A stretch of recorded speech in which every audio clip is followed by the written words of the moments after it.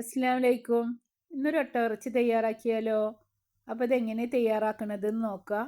അതിലേക്ക് ഞാൻ എടുത്തു വെച്ചിട്ടുള്ളത് 2 മീഡിയം സൈസിലുള്ള സവാള, അതേപോലെ തന്നെ 2 ചെറിയ തക്കാളി, ഇഞ്ചി, വെളുത്തുള്ളി, പച്ചമുളക്, കുരുമുളക്, ഇത്തിരി നല്ല ജീരകം, ഇത്തിരി പെരിഞ്ജീരകം.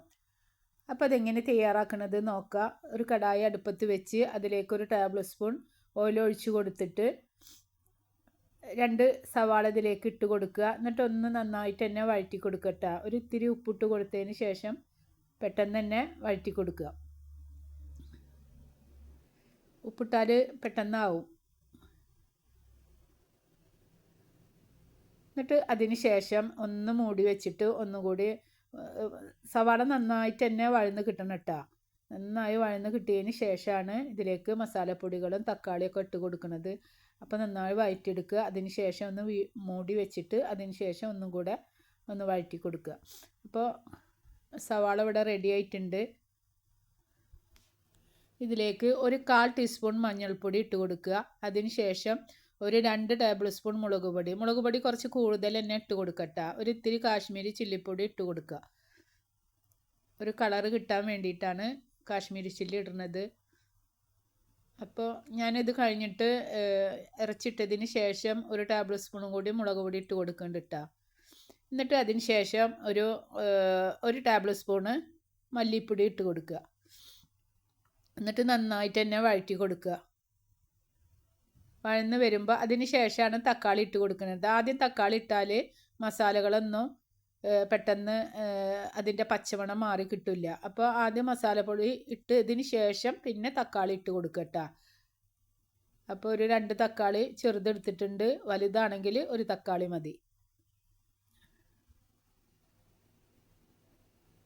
എല്ലാതും കൂടെ ഒന്ന് നന്നായി മിക്സ് ചെയ്തതിന് ശേഷം അതിലേക്ക് നമ്മൾ എടുത്ത് വെച്ച ഇറച്ചി ഇട്ട് കൊടുക്കുന്നത് കേട്ടോ.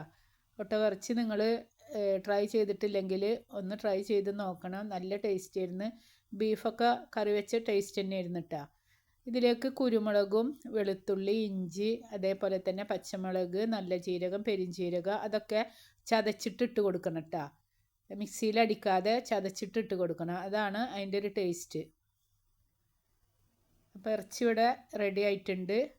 ഇതിലേക്ക് ഇട്ട് കൊടുക്കുക. ഇത് കുക്കറിലാണ് ഇട്ടത് വെക്കുന്നത്. പക്ഷെ മസാലകളൊക്കെ ഒന്ന് പിടിച്ച് കിട്ടാൻ വേണ്ടിയിട്ടാണ് ഇത് പാനിലിട്ടിട്ട് തന്നെ വഴറ്റി കൊടുക്കുന്നത്.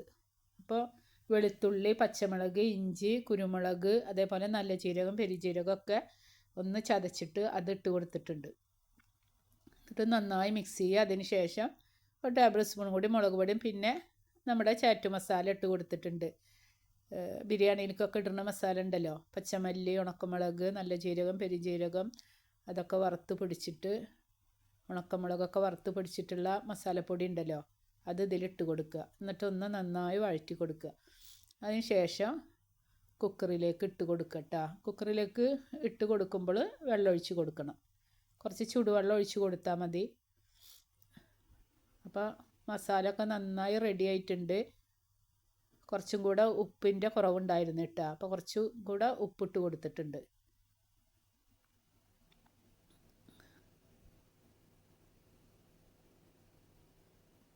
നല്ലൊരു ടേസ്റ്റ് ആയിരുന്നു ഈ കറി. നിങ്ങൾ ചെയ്തിട്ട് കമൻറ്റ് പറയണം. ഇഷ്ടപ്പെട്ടാൽ മറക്കാതെ തന്നെ സബ്സ്ക്രൈബ് ചെയ്യണം.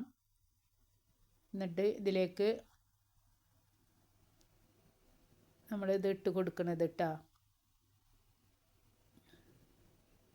അപ്പോൾ മസാല ഒക്കെ റെഡി ആയിട്ട് ഇറച്ചിമേലൊക്കെ നന്നായി പിടിച്ചിട്ടുണ്ട്. ഈ ഒട്ടയിറച്ചിയൊക്കെ 10 വിസിൽ എന്തായാലും അടിക്കണം കേട്ടോ. നന്നായി വേവുണ്ട്. ഞാൻ 10 വിസിൽ അടിച്ചതിന് ശേഷമാണ് 5 വിസിൽ അടിച്ച് തുറന്ന് നോക്കിയപ്പോൾ വെന്തിട്ടില്ല. അപ്പോൾ 5ഉം കൂടെ അടിച്ച് അങ്ങനെ 10 വിസിൽ അടിച്ചിട്ടാണ് ഇറച്ചി വെന്തിട്ടുള്ളത്. അപ്പോൾ അങ്ങനെ ഒരു 10 വിസിലടിച്ച് അവിടെ ഇറച്ചിയൊക്കെ റെഡി ആയിട്ടുണ്ട്. നല്ല അടിപൊളി ഇറച്ചി കറി ഇരുന്നിട്ടാ. ഇത് വറ്റിച്ചെടുക്കണമെങ്കിൽ അങ്ങനെ ചെയ്യാം. പത്തിരിക്കൊക്കെ നല്ല ടേസ്റ്റാണ്. അതേപോലെ അത് കഴിഞ്ഞിട്ട് ഒരു 1/2 ടേബിൾ സ്പൂൺ ഗരം മസാലപ്പൊടി, 1/2 ടേബിൾ സ്പൂൺ പെപ്പറും ഇട്ട് കൊടുക്കുക. എന്നിട്ട് ഒന്ന് തിളപ്പിച്ചെടുക്കുക കേട്ടോ. ഒറ്റ തിളപ്പിച്ചതിന് ശേഷം വേപ്പിലയും മല്ലിച്ചപ്പൊക്കെ ഇട്ട് കൊടുക്കാം. തിളച്ചതിന് ശേഷം ആണ് കേട്ടോ, ലാസ്റ്റാണ് തീ ഓഫാക്കിയതിന് ശേഷമാണ് മല്ലിച്ചപ്പ് ഇട്ട് കൊടുക്കുന്നത് കേട്ടോ. ഇറച്ചിയൊക്കെ ഇവിടെ റെഡിയായി. ഇനി നമ്മൾ സെർവ് ചെയ്യുക. അടിപൊളിയായിരുന്നു. നിങ്ങൾക്ക് ഇഷ്ടമായാൽ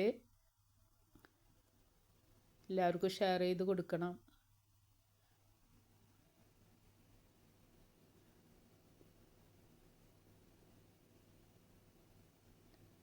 അസ്സലാമു അലൈക്കും. അടുത്ത വീഡിയോ ആയിട്ട് കാണാം കേട്ടോ.